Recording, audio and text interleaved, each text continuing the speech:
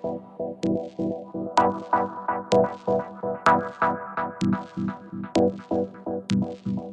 everyone. You're listening to the Blockchain Socialist Podcast. I am Josh, and I am here in Istanbul, Turkey, where I am currently in the middle of going to different events for ZuConnect. I was also at another event before this called ZuConnect, which was an offshoot or kind of spin-off of Zuzalu, which was the event in Montenegro that Primavera and I went to, where we were able to have time to kind of dig into our new conceptual framework for coordi-nations as an alternative to network states. But so I came to ZuConnect in order to do a panel. Specifically, this panel, the title was something along the lines of when to unplug. So it was meant to be a panel on when not to use technology. So it was a really fun panel. Hopefully, by the time this podcast comes out, I can find a link to that panel to share with people. But so I wanted to have on Afra Wang on the podcast. She is a Chinese diaspora journalist, because she's also one of the people who helped organize ZuConnect, and the day that I was involved in for Decentralized Social was the theme. But so, yeah, maybe before I keep rambling, Afra, would you like to give a quick introduction to yourself? Yeah, sure. Really honored to be in your podcast, Josh. I've been listening to some of your episodes, since I joined the space last year. So it's pretty surreal to be in the same space with you recording this podcast. A little bit introduction about myself. My name is Afra Wang. I was an in-house journalist as well as a content product person for two mobile news app, does AI news recommendation to people based in Silicon Valley for about 3 years. And then around a year and a half ago, I joined crypto. Me as a Chinese immigrant in California, I've been living in the US for more than a decade. So just bringing this really bilingual, bicultural background delve into crypto. I've been really observing different groups interacting under the concept of, free money. Oh, sorry, not free money, but this sort of cryptocurrency which can enhance your self-sovereignty. And I got involved in ZuConnect as one of the theme curators or organizers, where I organized a day called Decentralized Social Day on November 7th, where I invited Josh to moderating a panel called When to Unplug, Social Connection from Physical to Digital, where the some also really active members like Jenny and Noah was involved to talk about, how to sort of organize a coherent a physical experience when everyone is in especially in the crypto space are hyper digitized. And that for that panel, I think just to share with people, I think one of the things that I wanted to do was kind of help crypto people who are oftentimes very, very they default often to using digital technology as the answer to everything. Yeah. We find that often. Yeah. And I think there is a kind of a pretty high rate of kind of addiction to digital platforms, tools, computers, phones, etc. That is kind of, I think, for many reasons, part of that is that crypto markets are 24/7. So yes. A lot of people are constantly looking at prices and markets.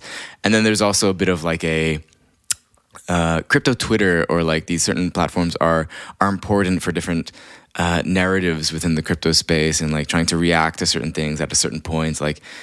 People are always kind of on wanting to know what is current, the latest edge of the informational landscape, I guess you can say. So in the beginning of the panel, I forced everyone to turn off their phones. That was great. That was great. That's really memorable. That's even I asked a lot of participants. They said that was the most memorable moment of that day. So thank you, Josh, for letting us get off the phone for 15 minutes. So I was like, we're not starting this panel until everyone turns off their phones.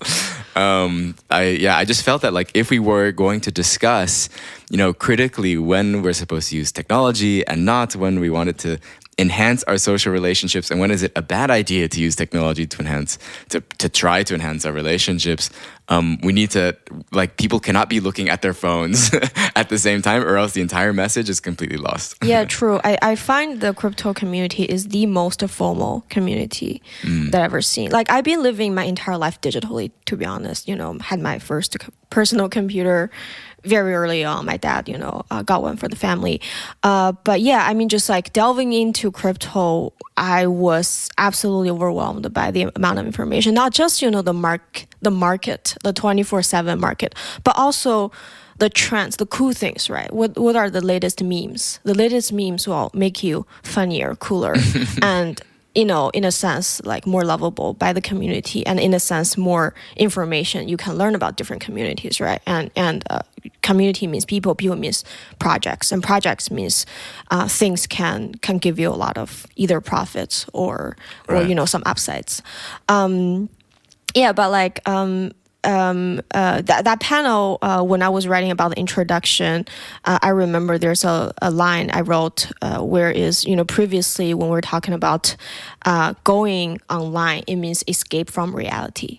Right. But right now, when we're trying to escape from reality, we unplug from whatever is online. We put our phone down. We go to the nature.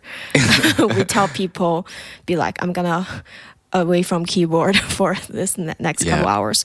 Yeah, and crypto is naturally a space where a lot of conferences, a lot of interactions happen. You exchange with someone with your Instagram or Telegram handle, and then you sort of like complete this transactional interaction, and that's it. And I think one of the reasons why Zuzalu was initiated or established by Vitalik was because this 1,000 people going into a big venue, exchange their Telegram and chat for 15 minutes was too tiring for many people. So he was like, oh, why not? I just put 200 highly innovative smart crypto people into the same space, but like those 200 people are sort of from different domains, and then they can cross-pollinate and also eat breakfast together and unplug together.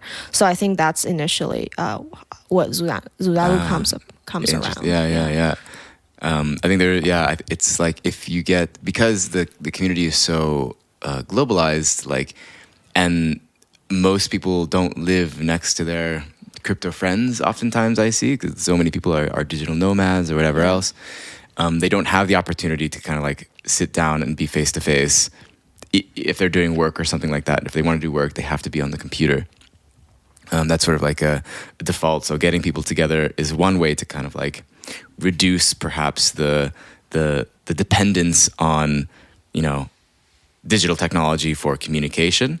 And then as well, I think that's why, I think this is another reason that I'm starting to realize maybe partially why people became interested in like the network state stuff and all these things. And because it tells people that we can, find your clan or your group or whatever else, and then who are all online, and then bring them in a physical space and just live next to each other. And everyone loves that idea of like, oh, I would love to like live with all my best friends, like and then start a bookstore.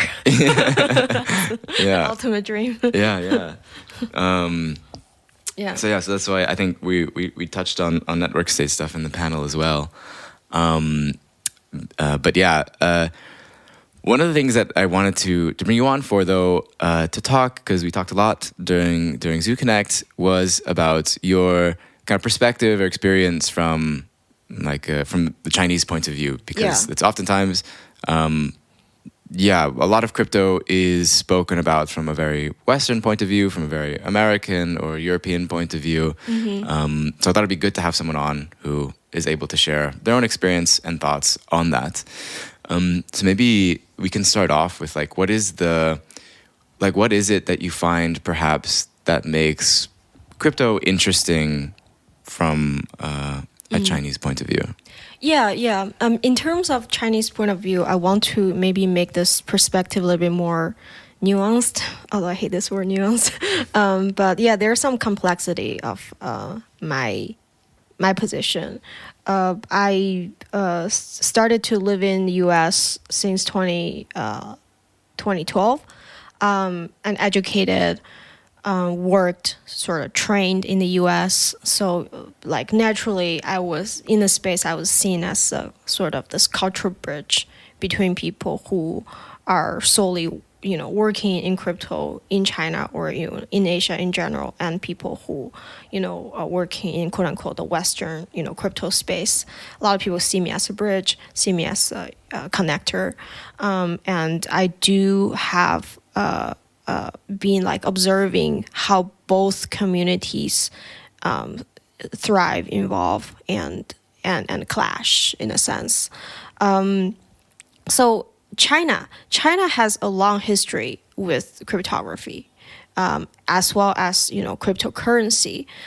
So China in the early days of Bitcoin, there's a big Bitcoin community in China at the time where the Chinese tech scene was really prosperous as well, and a lot of Chinese investors, many of them are practical, are drawn into the the potential for high returns on the cryptocurrency investment, and a lot of the really famous exchanges emerged during the time from 2013 to 2017.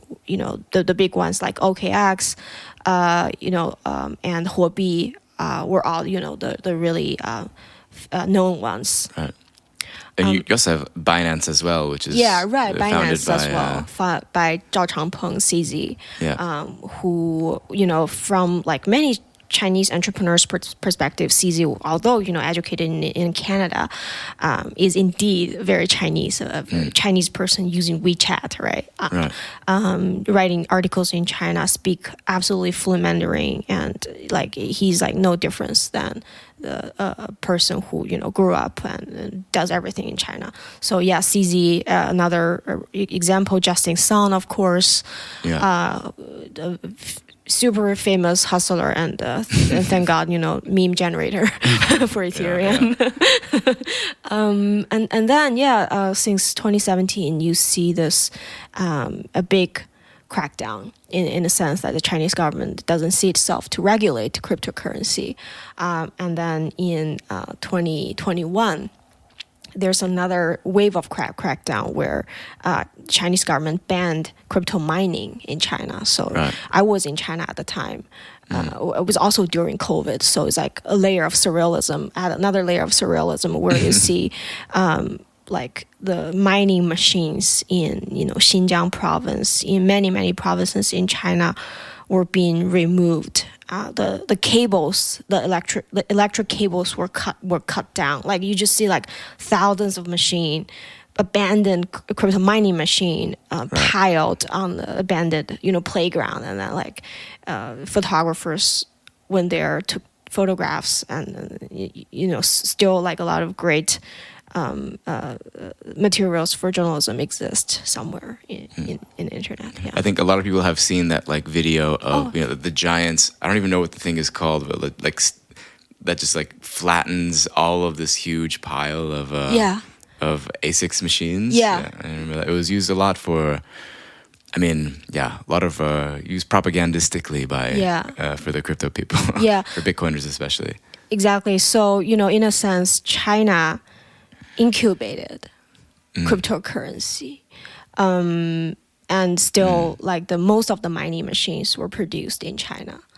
Most of the mining infrastructures were established in China, and China still has a big amount of population who were in like the earlier waves of cryptocurrency, and on top of everything, I think not just crypto space, but the entire world and people inside China, outside of China, are like the fact that we're all dealing with is a China that's been drifting away from rest of the world, a China that's closing off, a China that's no longer telling the world that, we're open up for foreign direct investment. We're like that China is like gone.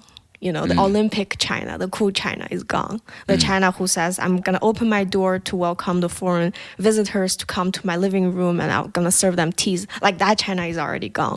So the whole world, no matter who you are, you're going to deal with this. And this is, the history of China with cryptocurrency, basically. Yeah, and then like we can maybe talk about what about those people who are involved in crypto in China? What they're gonna do? Well, just to double check, like from what I understood, at least previously, that a lot of the crackdowns happened specifically for mining. That was like the big thing. But then I don't know what is the current states right now. Are people allowed in China to hold or purchase cryptocurrency? Is that fine? So, namely, ICO is banned in 2017. Like any initial coin offering. That's same in like other countries as well. But how strictly they do it is something else. Right. And then that became illegal in 2017. And then in 2021, mining became illegal. And namely, exchange, buy, or trade cryptocurrency shouldn't somehow be allowed in China as well. And then that's why some, Chinese entrepreneurs who initiated their coins before all fleet left China, or they don't feel safe anymore. And I'm pretty sure there's like somewhere there's a spreadsheet in some government agency in China, like locally and nationally. There are like a list of people who should be targeted next. And I do know like because there are people who have a lot of cryptocurrency. Because the people are deemed rich. Maybe from a local government official's perspective, my KPI this year is to gain this amount of money for my local government. And if I do not have enough, like maybe like tax collected, my next thing will be probably go to this spreadsheet and see who should I to go after, so I can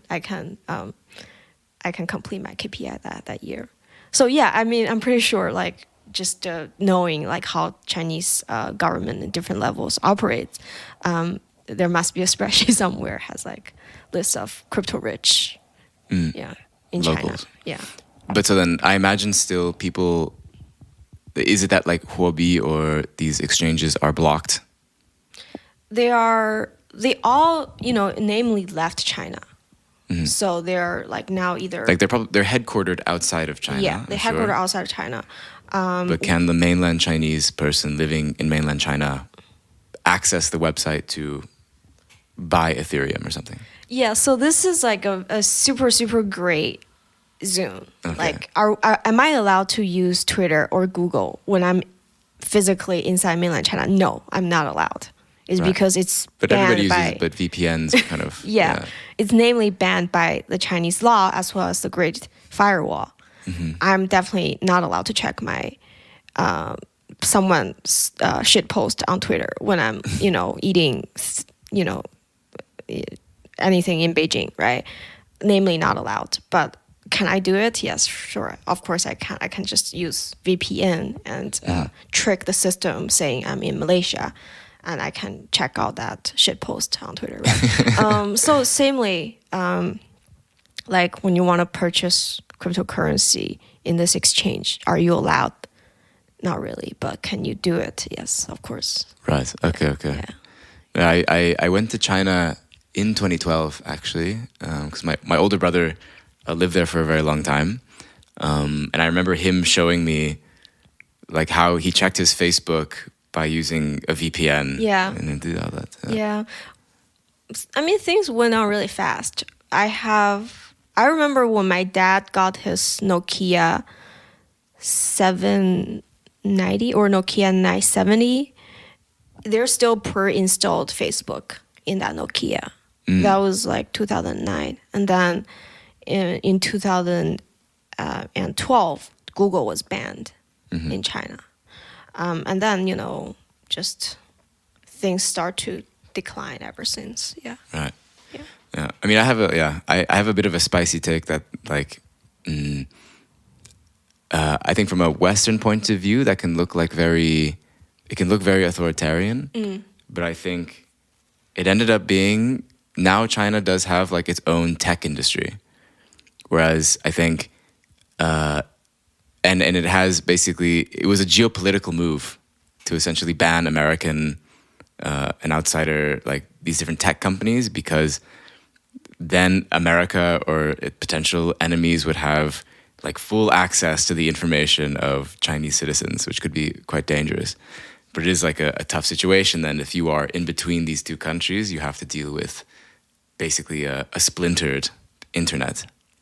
Yeah, for me, as someone who grew up in a fairly open age in China, this tech divergence simply caused more ideological divergence. My cousin, for example, who is maybe 10 years younger than me, certainly like is not as informed as I am, because I like growing up, I was able to read a lot of Wikipedia. I was able to read The Economist when I need to study English. But my cousin and her generation is comparably more nationalistic. She would say something like, 姐姐, I mean sister, is Japanese people all like this bad? They're educated in a very like insular environment where having some autonomy to read free information became increasingly hard for them, although they have a lot of access to smartphones. So that's a very sad truth. So that's why like my peers and I have often speak about this deeming reality where we could be the last quote unquote free generation in China. So yeah. So you find that a lot of the do you think a lot of the Chinese diaspora community in crypto are more or less a lot of people from this generation of people, or this age? They're from this age where China was more open, and of course, the entire nation, multiple generations benefited from this openness, not only economically, but education-wise, ideologically, technologically as well, right? Like a lot of people in China, like for example, my company, the technologists in my company who wanted to do who wanted to build products that's like somehow anti-Facebook, anti-Twitter, anti-monopoly, is because they certainly benefited from the decentralized technology when they grow up, right? So yeah, that's definitely like an age which is somehow only lives in our memory. Right. Yeah. It's, from my understanding, it's sort of like, especially since COVID, it has increased a lot. Yeah.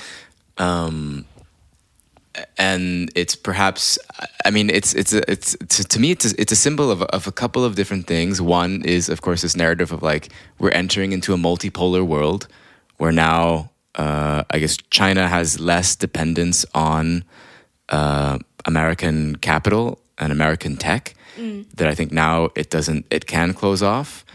And the US is, of course, I think, like kind of scrambling to kind of figure out how to keep its hegemony in many ways.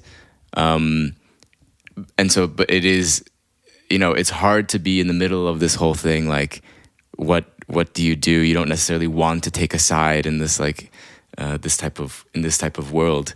It's like a very tough position to always be in, where you look to your left and it's like, oh, those those freaks, and you look to your right like, oh, those guys. Yeah, I think before the year of 2022, which 2022 maybe marked the moment, the year that you gotta choose, meaning if you want to stay in China or you get the fuck out of it.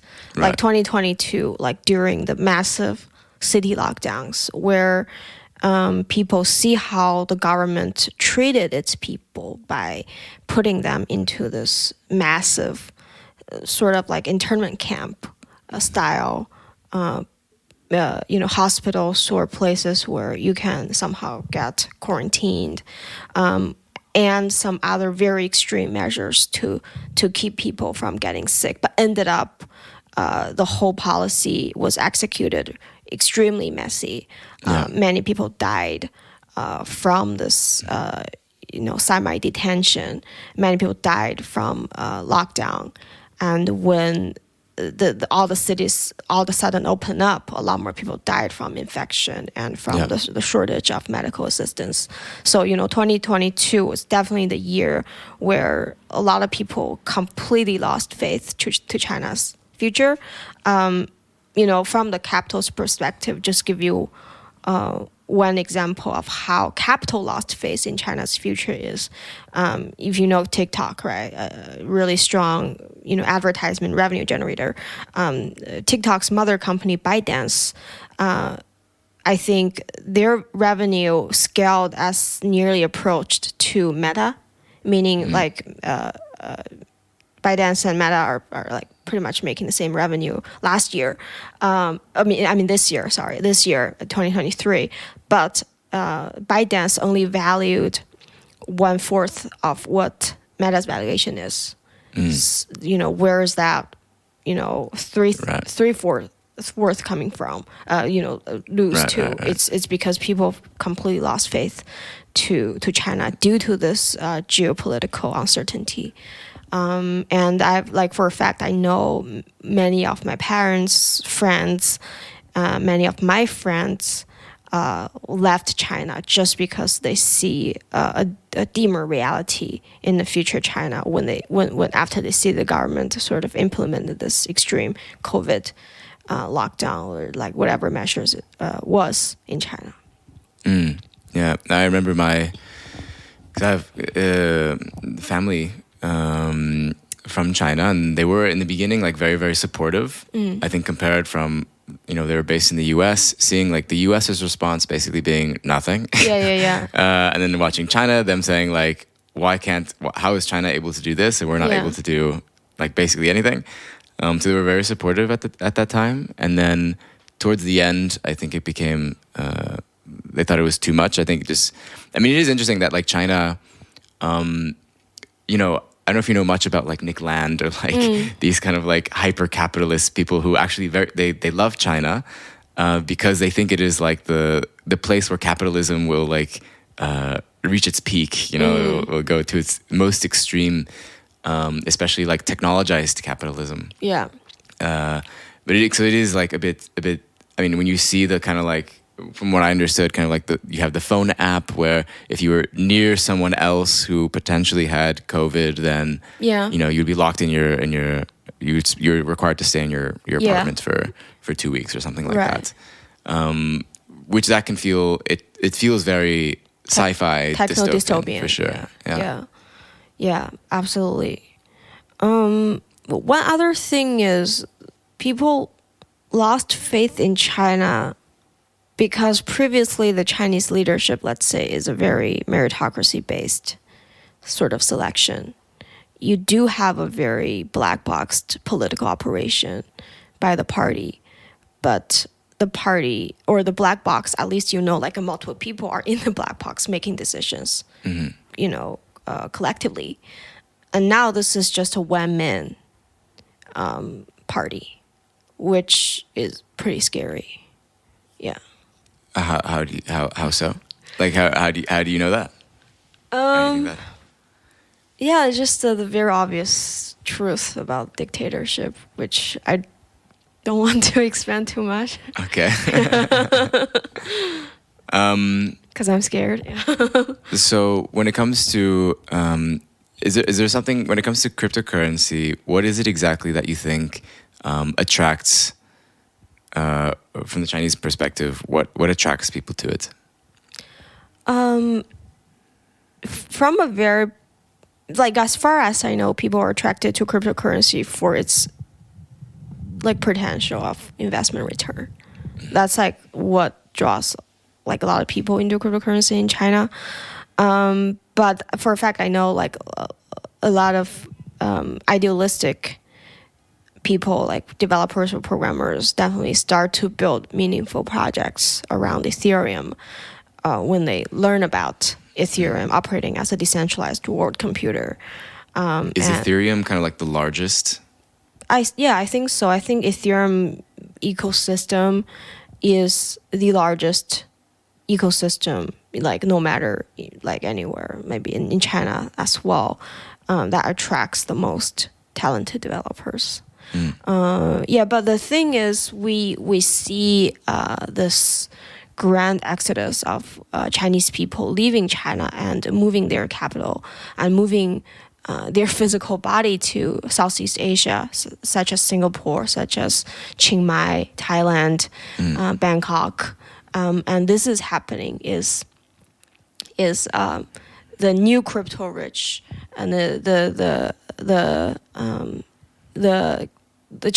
crypto capital, along with the human capital, start to like really flee from China and go to, previously called Nanyang, which means the Chinese term that translates into South Seas, to find like a safer haven, to survive.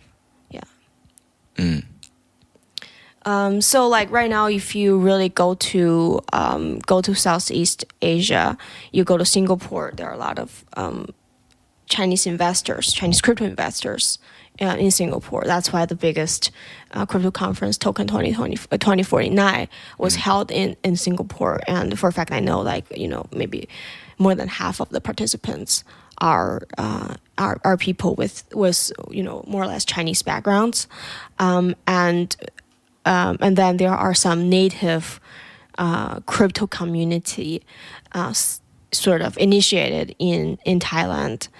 Four Seas, for example, is one community I know where they want to purchase land and real estate in Chiang Mai to establish a semi-permanent crypto crypto entity or crypto community where Chinese crypto people can come and go, and some of them can live there constantly, like they live as more like stationary thing. And then there are GCC, Global Chinese Community, is also sort of derived from that group of people. And we see Wamao, this group of crypto conference organizers, which also broadly maybe refer to a community with like maybe 1,000 people-ish. Also sort of moving from Dali, which is like previously a crypto haven, to Thailand, to Chiang Mai. And like many more like sort of Chinese diaspora community started to do things in Thailand, not just crypto. Like some Chinese like journalist people went to Chiang Mai. Some Chinese LGBTQ people moved to Chiang Mai, just simply because there's no enough space for them to thrive in mainland China. Yeah. Hi, everyone. If you're enjoying this episode so far, be sure to subscribe, leave a review, share with a friend, and join the crypto leftist communities on Discord or Reddit, which you can find links to in the show notes. If you're enjoying the episode or find the content I make important, you can pitch into my efforts starting at $3 a month on patreon.com/theblockchainsocialist to help me out and join the nearly 100 other patrons that contribute financially, which really helps since making this stuff isn't free in terms of money or time. As a patron, you'll get a shout out on an episode and access to bonus content like Q&A episodes where you can submit and vote on questions you'd like me to answer, and I'll give my thoughts in roughly 20 minutes. The current bonus episodes have so far explored plenty of topics, including how co-ops and DAOs relate, whether there is a socialist blockchain, a review of previous crypto events I've been to, and recently a video reaction to an episode of the Deprogram. Of course, I'll still be making free content like this episode to help spread the message that blockchain doesn't need to be used to further entrench capitalist exploitation if we put our efforts into it. So if that message resonates with you, I hope you'll consider helping out.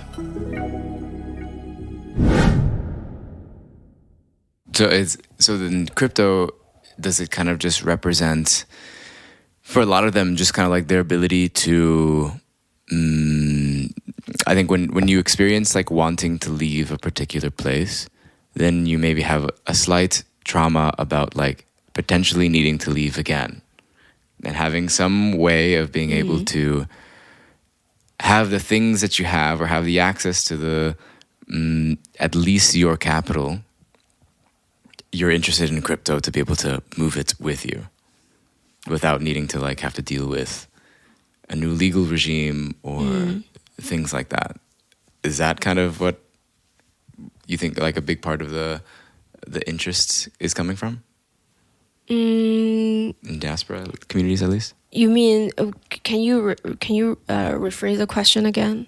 I mean, basically that like you can crypto is interesting because you can leave, like if you have left a state because you are afraid or you don't like it, you feel very negative about it, and there is some possibility of like having things taken from you, or you feel that you could have things taken from you, having at least some amount of capital which you can use in a globalized, in global capitalism, you at least have some amount of capital that you can take to another place where then you can, at least not have to start from zero. Right.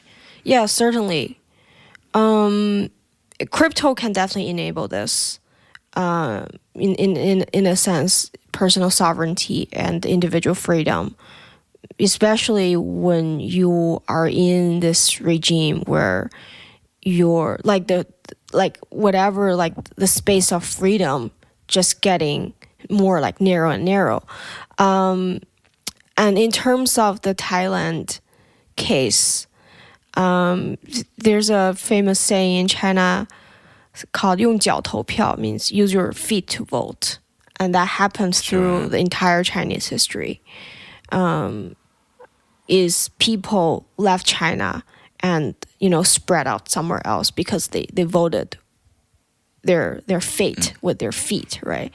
That's a saying in English as well. Yeah. The pull force and the push force, right? When you decide to move to a certain place, there's a push force from where you're from, and there's a pull force from the place, a new world you're immigrated to. Right. But it's also, it is like whenever you have to exit. With that phrase, sometimes I'm like, I don't know if voting is the right word for it, because it's sort of like exit. It's like less voice and more exit. But I guess it signals in some way at a higher level of view that people want to leave this place and they're going to this other place for, XYZ reason. Yeah.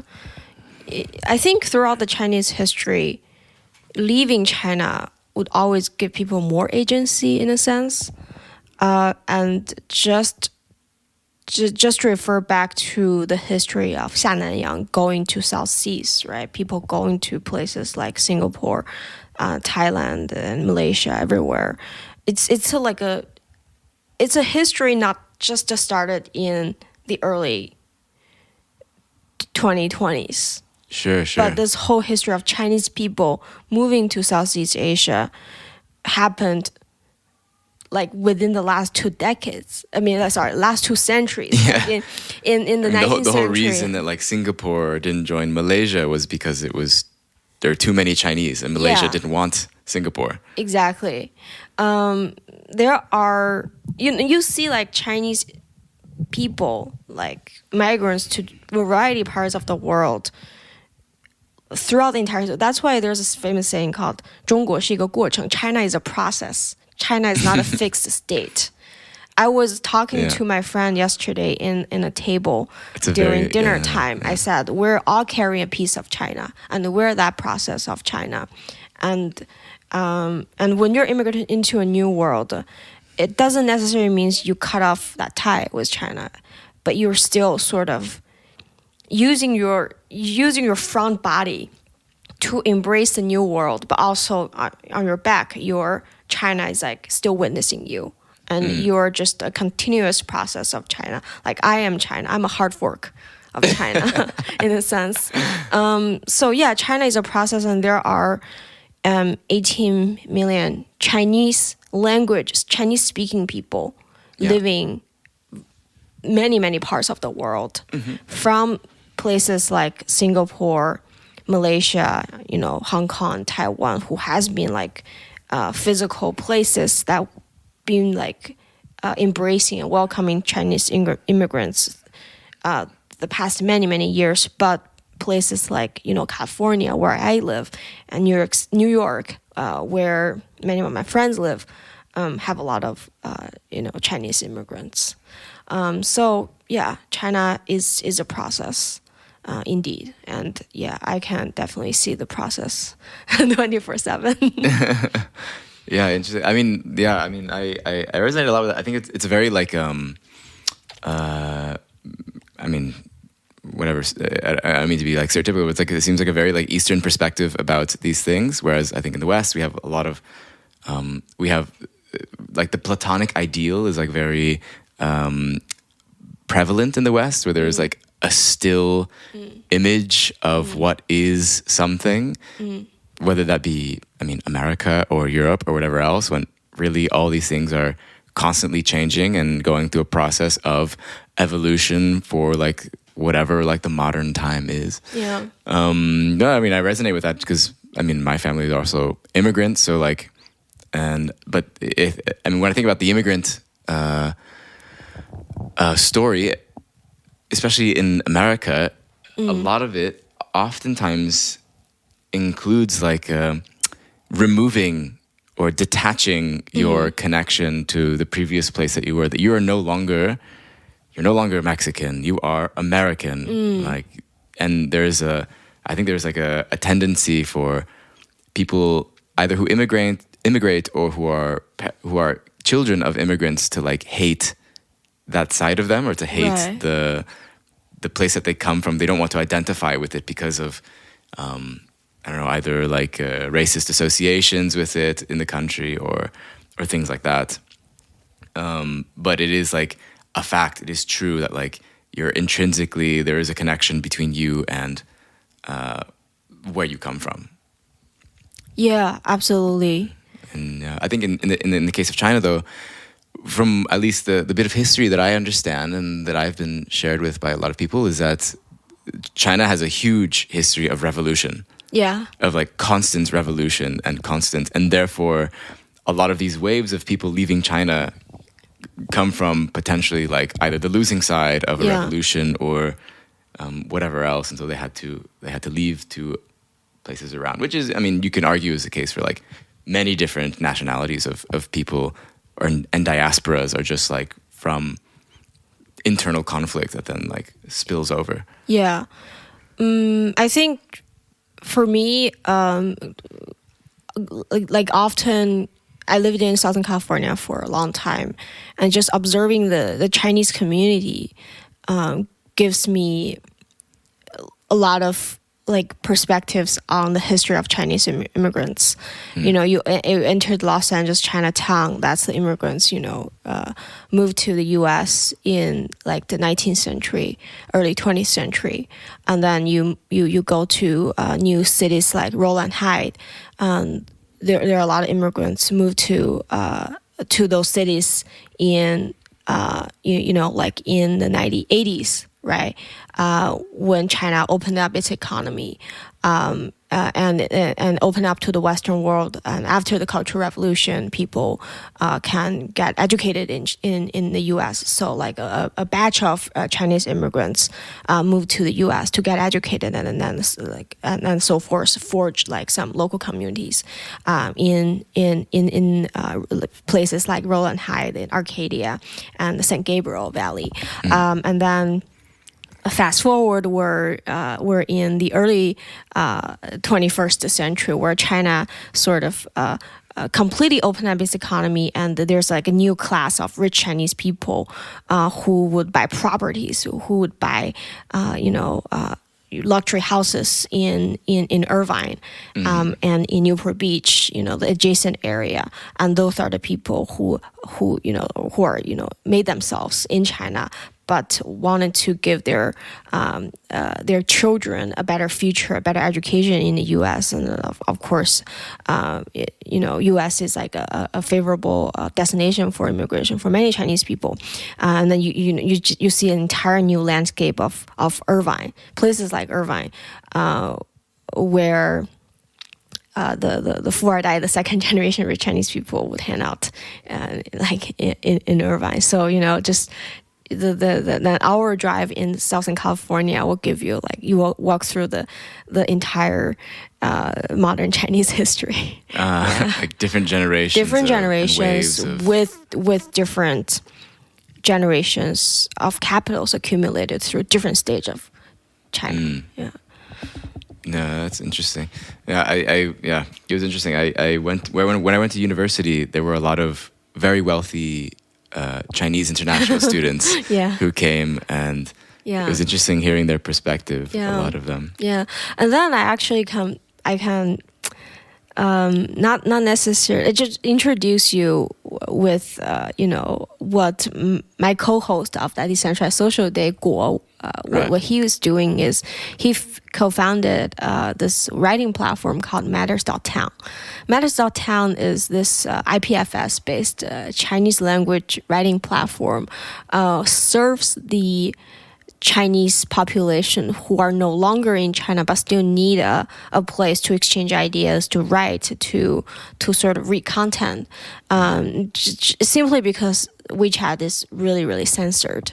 Many social media platforms in China are heavily censored, and you can't really get satisfactory content from those platforms. So Matters is not necessarily an Ethereum or a Web3 project, but it is a project that supports anti-censorship mechanism, supports decentralization, meaning whoever, like if you write on matterstoown, you don't necessarily need to worry about your content banned from that platform. And since 2002, since 2022, you can log in not just with your email, but also with your Ethereum wallet. So I see, matterstoown as a very promising use case of Ethereum, of crypto, of decentralization, and I think it really speaks to my desire of getting involved in crypto. So it's not a crypto native platform like Miro. It's the content is not even on chain because it's not necessary, right? But it indeed connected a lot of Chinese writing community among users who are in mainland China, Taiwan, Hong Kong, and gave them. It's a really rare right now that users from mainland China, Taiwan, Hong Kong, and users from Singapore, Malaysia, or people live in West Coast can't access to a single platform and exchange ideas freely. In Mandarin. In Mandarin Chinese. And the co-founder, Guo and Jieping, are, really people who I respect deeply. And especially Jieping, she's an experienced journalist who lived in Hong Kong for 10 years and now lives in Taiwan as an independent journalist. Yeah. Yeah. I wanted to ask as well. I think based on your experiences in the crypto world so far, are there any Western biases that you see in this space that you think a light should be shed on, or that you want to take note of? In terms of talking about Western biases, I want to talk about the surviving situation for Chinese entrepreneurs. So previously in tech, there's this word called Tru High. Tru High means going overseas. It is a term refers to people like the founder Zhang Yiming, who want to expand TikTok overseas.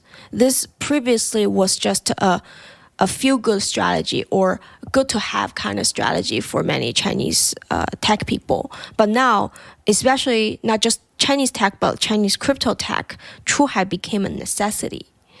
But how to Tru High? Tru High means you not only need to provide really robust tech product or infrastructure for users, but you need to learn the users. You need to learn about the context.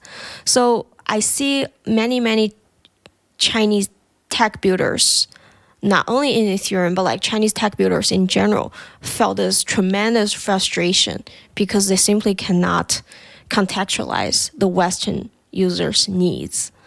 And this contextual gap became their biggest weaknesses. So I've seen...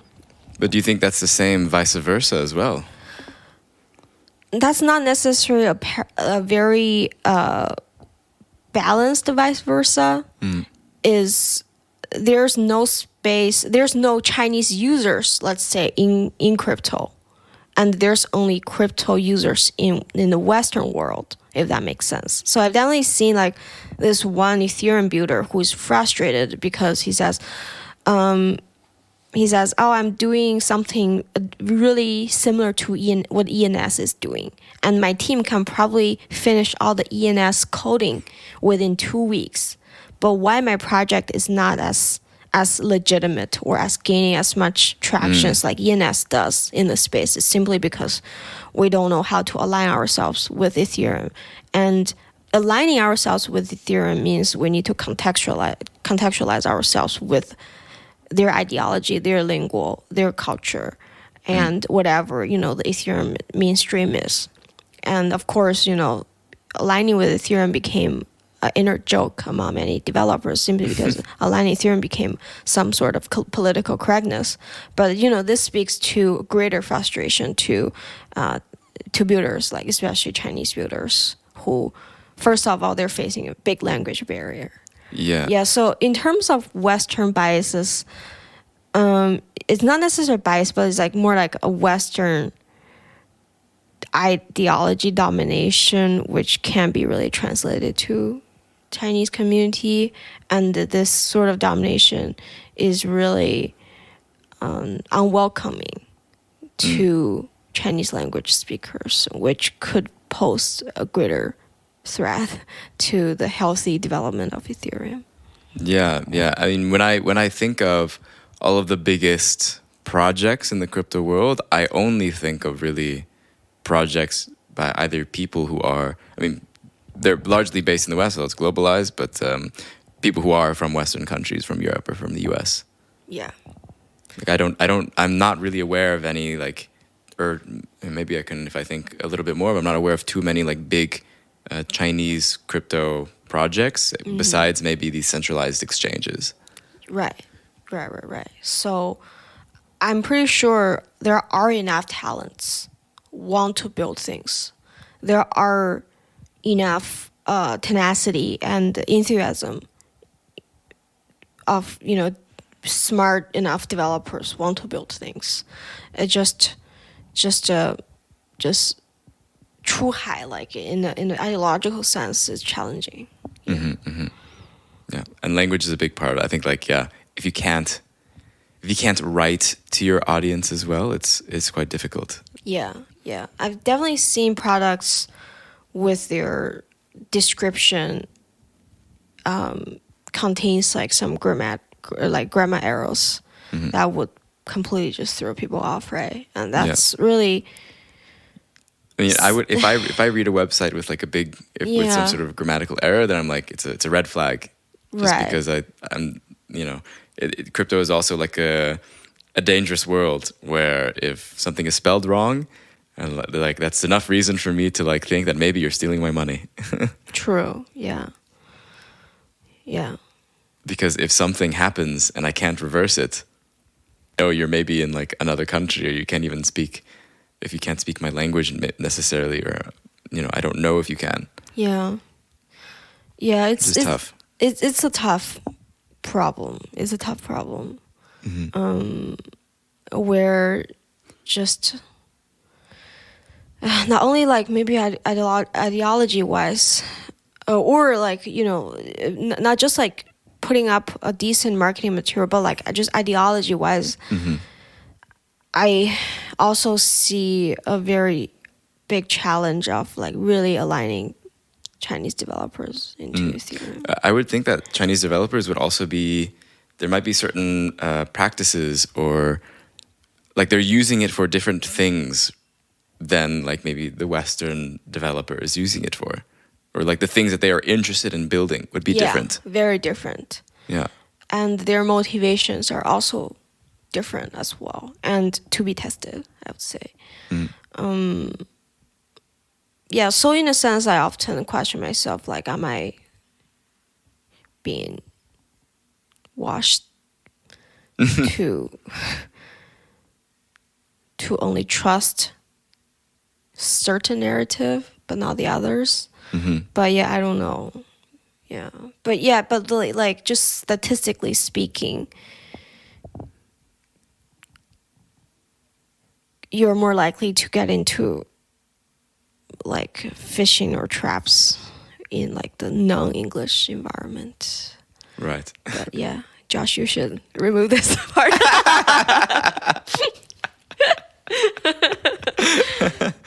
This is me, like my PC police is coming after me.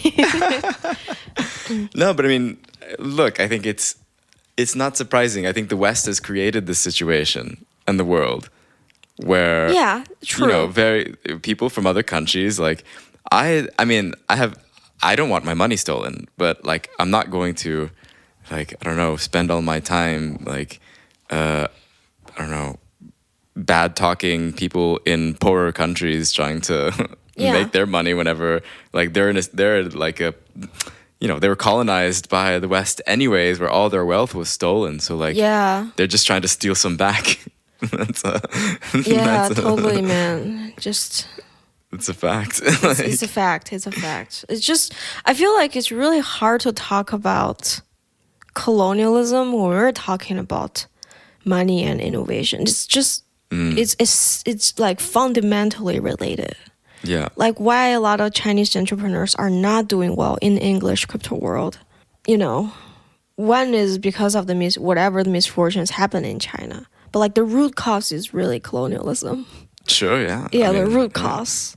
Yeah, I mean Like why China as a strong country cannot collaborate friendly with the West. right. Because the dirty, brutal 100 years of humiliation of China. Like how if I were the Chinese leadership, I would probably be absolutely suspicious about having a full 100% open up to Of course. the West. Definitely. Yeah. China was essentially a British colony for a long time. I recommend people to look up the Opium Wars if you want to see like how brutal like the treating of Chinese people by the British for a long time, just for a small thing. And yeah, so it is. I think this like geopolitical reality is oftentimes missed when we're talking about like China and the West. That like there's already this huge history that has happened, and there are already sort of like flags planted in the ground by the West in many ways in places that don't allow for, like I think much of the sort of ways that, you know, may be seen as like authoritarianisms in certain ways are kind of like reactions to a very difficult geopolitical situation where America has enjoyed its hegemony for the past 70 years after World War II. And capitalism has done its thing where basically money from the US, wealthy people have gone to other countries and used China as a place for cheap labor for a long time. Yeah. Now China has a bunch of their wealth and now they want to not like have their wealth leave the country. So now like it's like this, I see it just like a horrific, you know, like cycle of violence that like we haven't been able to just like acknowledge and like we think about that root problem as like the thing that we should be tackling, and instead we like just we tend to just revert back to our nationalisms to like blame, you know, the other that they're doing that and look how horrific they are and now and like never sort of like look internally at what we've done. Yeah, true. My comment is I agree with everything you just said. All right. So we're coming up on the hour. Maybe one last thing. Do you want to talk a little bit about Zuzalu and ZuConnect, since you were at both of them and you've organized a little bit of it? ZuConnect was quite different than Zuzalu. It was in Istanbul, in the middle of the city, whereas Zuzalu was at a bit of a bubble in Montenegro on a bay in a 5-star resort. But yeah, do you want to talk about kind of like what were the differences between these two events and maybe some of the learnings that you took into ZuConnect? Yeah. Disclaimer: I love Zuzalu. Okay, you just because I do like this experiment of innovation cross pollination, and I do want to be looped in. So in terms of like the criticism part, I have some, and I've been like talking to my friends about like my criticism against Zuzalu, but just from a very genuine level, I think Zuzalu is a very interesting venue and arena to put different people together, to at least acknowledge each other. Like previously, before knowing about Zuzalu, I do not know there's a cohort of longevity people who are passionate about a lot of things that Josh and I talk about, Right. such as not die, right? And then I did not know there was like a whole group of people who are use very, very different approach to build something that could close to Balaji's notion of network states, building different communities across the world. And before Zuzalu, I did not know some very interesting DeSci people who are doing, biology or like whatever science research based on Ethereum. So it was really, really eye-opening to me, and in a sense, life-changing, because just simply I have absorbed a lot of information and made a lot of new connections. Zuzalu version 1 was the iPhone 4, in a sense. What happened, the classic Zuzalu version happened in Montenegro as a 2-month sort of pop-up community style, where, yes, it's happened in an exclusive resort with 200 people invited by the quote-unquote Zuzalu core team at the time, and then adding on the visitors and the short-term residents. I think the first Zuzalu, there are like 700 to 800 people visited Lustiša, which was the resort. The ZuConnect experience is shorter. It's like a capsulated version of Zuzalu 1. It was only 2 weeks, but within those 2 weeks, it's essentially have a lot of similar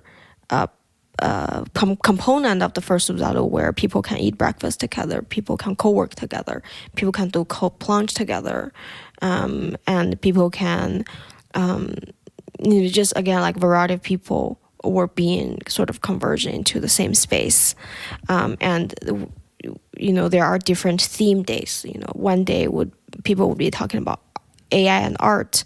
One day people would talk about network states. One day people would talk about decentralized science and biology, and one day would talk about decentralized social, and that's the day I was curating. I think it's my first time encountering the complexity of governing a plural community. What I mean by plural, we're talking about this community is consisted of really, really nerdy and smart and in-depth, for example, Ethereum Foundation researchers and ZK researchers. This is a community where people been practicing and been organizing network states. They flew in. I'm talking about a community where a lot of Chinese public goods people would come who live in Chiang Mai. I'm talking about really young, like 19-year-old, 20-year-old Web3 hackers, degens. This plural community composed a very smaller fracture of either friend groups or conversations, and they somehow like weirdly coexist, and somehow like even harmoniously. So I definitely see some like really weird person-to-person friendship. I was like, oh, how the hell, this person, that person can become good friends. But, this just happened in Zuzalu, and this is the magic about Zuzalu. And I was also talking to Janine, one of the main organizers of Zuzalu, I said I was so worried that the first Zuzalu's magic would disappear in Istanbul, because Istanbul is essentially a very overwhelming big city. Like, what if people's passion and people's connection got diffused by the setting of Istanbul, given how many things are happening every day.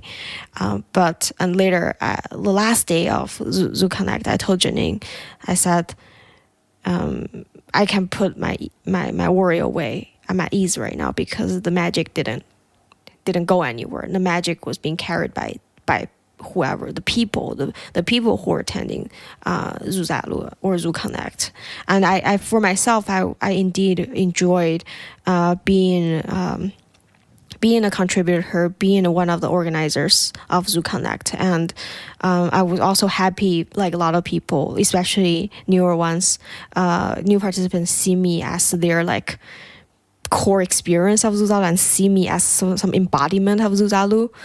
So I'm really happy, like I can be the proxy of Zuzalu to many communities who didn't get to participate the first one. Yeah. Yeah, as someone who attended basically the ending of both of them. Yeah, I mean, what I enjoy the most out of things is that it does provide a space to converse in a very open-minded kind of space and community of people. Like, I have been honestly very, very surprised to the amount of people who have either listened to my podcast or whatever. I get a lot of like, oh, I follow you on Twitter, I like your tweets. Like, oh, thanks, man. So I've been very surprised by that, to see how much kind of like my content has been able to reach people who are in these types of crypto circles already. Yeah. One example would be in the first Zuzalu, there's a whole week dedicated to Balaji's side of network states, where I see is like the darker side of network states, where, you know, like just going into Dome, which is a main conference place, you can see the like 99% of the network states organizers or network state speakers are male, or more so to speak white male. But later we got the Primavera came, and she had the mission of overthrowing network states, right? OTNS. Okay, yeah. OTNS. And her narrative of waving the communities together, of having coining the concept of coordination, also became a very essential part of my Zuzalu experience, right? So I see those two clans or tribes existed in the community at a different time, but they're all essential to this community. I think this is really important to me. So I hope to see this pluralism going forward and being carried forward by Zuzalu. Yeah. And I think that's the charm. Yeah. And I do want to see Primavera and Balaji be in the same room. Yeah. And I buy popcorn. Yeah, I know. I think one of the things I mean, I'm totally open to debating the Balaji. I think he's just kind of he hasn't yet I think had the courage to acknowledge us and the criticisms. Yeah. So we genuinely invite Josh and Balaji to join the next Zuzalu, and if you invite me to debate him, I'll be there. Hi, Balaji. DM. Slide into Balaji's DM. All right. Well, thanks so much, Afra, for coming on. Is there any last things you would like to plug for people before we end it, or just tell kids to stay off the internet? Don't get addicted to their phones and screens. Yeah, I think two things. One is TikTok is bad. A second is I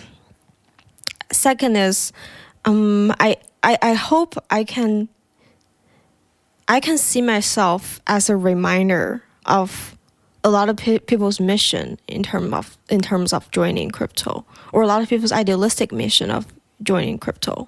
Like for me, joining crypto, I was really drawn by the lofty pie in the sky idea of crypto can enhance people's agency. Crypto can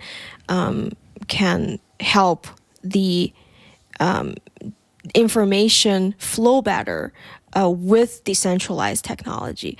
And I think this is a constant practice. Like, this is some mantra you just have to tell yourself every morning, like, why you join the space. It's not because of monkey festival or dog coins. Is because this space has beautiful ideas and beautiful builders, and those beautiful ideas and beautiful builders can hopefully make this space more beautiful in the future. Sorry for give you a very a Halo like ending, but I want to like return back to my like intention of why I'm here. Yeah. Great. Yeah. Well, thanks so much for coming on. Thanks for inviting me.